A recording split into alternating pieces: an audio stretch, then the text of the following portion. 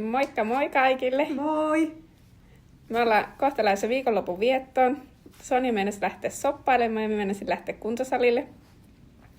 Mitä sä oot, Sonja, saanut aikaiseksi tällä viikolla? Parit palkat ja sitten huhtikuun kirjanpito. Hyvä. Entäs siihen? No, meinasin, että on pitänyt vähän semmoista kevyempää viikkoa. Ai oot vai? En oo. Hyvä vitsi. Viikonlopun kunniaksi. Se oli vitsi. Mutta ajatus oli, että olisin, mutta kyllä ne vaan jotenkin päivät veny. Mutta paljon on ollut asiakaspalavereita tällä viikolla.